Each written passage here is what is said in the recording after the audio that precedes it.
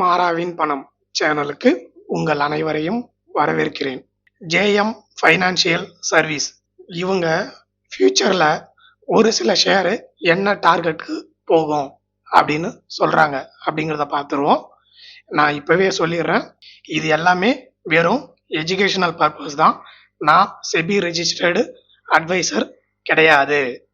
அதனால எந்த ஒரு ஷேரையும் வாங்குறதும் விற்கிறதும் அவங்களுடைய தனிப்பட்ட விஷயம்.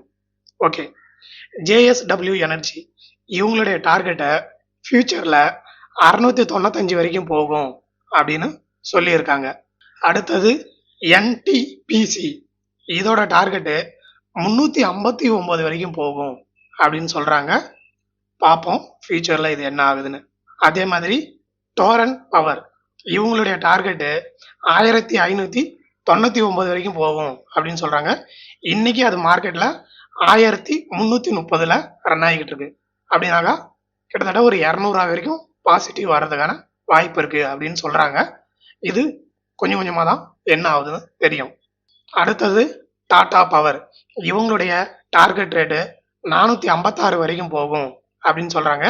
இன்னைக்கு அதோட மார்க்கெட் ரேட்டு 356 அப்படின்னாக்கா 100 வரைக்கும் மேல வர்றதுக்கான வாய்ப்பு இருக்கு அப்படின்னு சொல்றாங்க. இதை நாம வெயிட் பண்ணி தான் பார்க்கணும். அடுத்தது கோல் இந்தியா இதோட டார்கெட் ரேட்டு 362 சொல்றாங்க. ஆல்ரெடி இது 383 இருக்கு.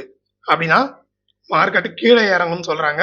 ஸோ இவங்களுடைய சஜஷன் என்ன அப்படின்னு பார்த்தாக்கா, இந்த நேரத்தில் இதை ஹோல்ட் பண்ணி வைங்க அப்படின்னு அவங்க சொல்றாங்க. அவங்களுமே மார்க்கெட் ஓன் ரிஸ்க் தான் சொல்லிட்டாங்க. இருந்தாலும் அவங்களுடைய சஜஷன் இதை வெயிட் பண்ணுங்க, அவசரப்பட வேணாம் அப்படின்னு சொல்றாங்க. அடுத்தது எஸ்ஜேவிஎன் லிமிடெட். ஆக்சுவலா இந்த கம்பெனியை பத்தி எனக்கு எதுவும் தெரியாது. இருந்தாலும் எஸ்ஜேவிஎன் பத்தி அவங்க என்ன சொல்றாங்கனாக்கா, இதோட டார்கெட் ரேட்டு 67 போகும் அப்படின்னு சொல்றாங்க. ஆனா இன்னைக்கு அதோட மார்க்கெட் ரேட்டு 87. அப்போ 20 ரூபா கீழே இறங்கும். அதனால இதுல இருக்கவங்க சேல் பண்றதுனா பண்ணிக்கிங்க. அதாவது பண்றதுனா பண்ணிங்க, வித்து தான் ஆகணும்லாம் யாரையும் சொல்லல, அது அவங்க விஷயம்.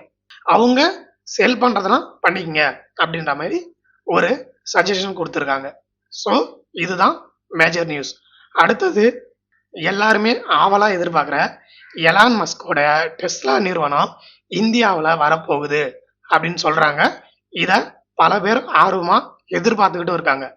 இந்த நேரத்துல முத இந்தியாவில் அது எங்க வரும் அப்படின்னு பாத்தீங்கன்னாக்கா, பாம்பே மற்றும் டெல்லி இந்த 2 இடத்துல இருந்தா முத வரப்போகுது அப்படின்னு சொல்றாங்க. அது மட்டும் இல்ல, டெஸ்லா மெயினா எலக்ட்ரிக் காரை தான் இம்போர்ட் பண்ணி இங்க விற்க போறாங்க அப்படின்னு சொல்றாங்க. ஸோ இதை பேஸ் பண்ணி ரீசெண்டா கிடைச்ச நியூஸ் என்ன அப்படின்னு பாத்தீங்கன்னாக்கா, டெஸ்லா நிறுவனம் அவங்களுடைய முதல் ஷோரூமை 4000 ஸ்கொயர் ஃபீட் அளவுல பம்பாயில இருக்கிற பேந்திரா குர்லா அப்படிங்கிற வளாகத்தில் தான் தன்னுடைய முதல் ஷோரூமை ஓபன் பண்ண போறாங்க அப்படின்னு நியூஸ் வந்திருக்கு. கிட்டத்தட்ட 4000 ஸ்கொயர் ஃபீட்ல முதல் ஷோரூமை அவங்க பாம்பேல தான் ஆரம்பிக்கிறாங்க. ஃபியூச்சர்ல இது எந்தெந்த சிட்டியில வரும் அப்படிங்கிறத வெயிட் பண்ணி தான் பார்க்கணும். இந்த நேரத்துல ஐடிசியை பத்தி வந்துக்கிற நியூஸ் என்ன அப்படின்னு பாத்தீங்கன்னாக்கா, வெல் ஃபேர்கோ லிமிடெட் இவங்க ஐடிசியில் இருக்க ஸ்டாக்கை செல் பண்ணியிருக்காங்க பிளாக் டீல் மூலமா அப்படின்னு ஒரு நியூஸ் வந்திருக்கு. கிட்டத்தட்ட 401 ரூபா 60 காசு மதிப்புள்ள ஆவரேஜ் ஷேரை இவங்க 106 கோடி ரூபாய்க்கு ஷேரை வித்து இருக்காங்க அப்படின்னு சொல்றாங்க. இது எந்த அளவுக்கு உண்மை, இதனால மார்க்கெட்ல எந்த அளவுக்கு அஃபெக்ட் ஆகும் அப்படிங்கிறது எனக்கு தெரியல. அடுத்தது வருண் பீவரேஜஸ் இவங்களுடைய ஷேரு இந்த மாசம் கிட்டத்தட்ட 23% வரைக்கும் கீழே இறங்கிடுச்சு அப்படின்னு சொல்றாங்க. இதோட பிரீச் ஹை ரெக்கார்டு, அதாவது இருக்குதுல லோவா இவ்வளவுதான் அப்படின்ற மாதிரி ரெக்கார்ட் ஆயிருக்கு அப்படின்னு சொல்றாங்க.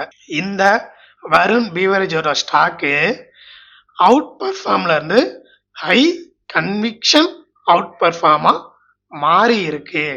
இந்த வாரத்துல நான் ஒரு சில ஷேரை வாங்கி இருக்கேன், அதனுடைய டீட்டெயிலையும் உங்களுக்கு கொடுத்துருக்கேன். ஆக்சுவலா ஐடிசியில் நான் 400 ரூபாயில 1 2 வாட்டி வாங்கினேன். அதோடைய வீடியோ ஆல்ரெடி அப்லோட் பண்ணிட்டேன். ஆக்சுவலா நான் எதிர்பார்த்தது 400 ரூபாய்க்கு மேலாம் கீழே போகாது அப்படின்னு நினைச்சேன். பட் அன்பார்ச்சுனேட்லி அது 395லாம் போச்சு. அந்த நேரத்துல ஐடிசில 396 ரூபா 50 காசு அப்படிங்கிற பிரைஸுக்கு ஒரு 2 ஷேரை வாங்கினேன். ஆனா இன்னைக்கு மார்க்கெட்ல திருப்பி 405க்கு மேல போயிடுச்சு. அதே நேரம் பிஹெச்இஎல்ல 196 ரூபாய்க்கு ஒரு ஷேரை வாங்கியிருக்கேன். அடுத்தது ஓஎன்ஜிசி. ஆக்சுவலா மாசம் ஸ்டார்டிங் ஓகேங்களா, அதனால முதல் வீக்ல கொஞ்சம் ஷேர்லாம் வாங்குவோம் அப்படின்னு வாங்கினேன். ஓஎன்ஜிசியில 228 ரூபாய்க்கு ஒரு ஷேரை வாங்கினேன்.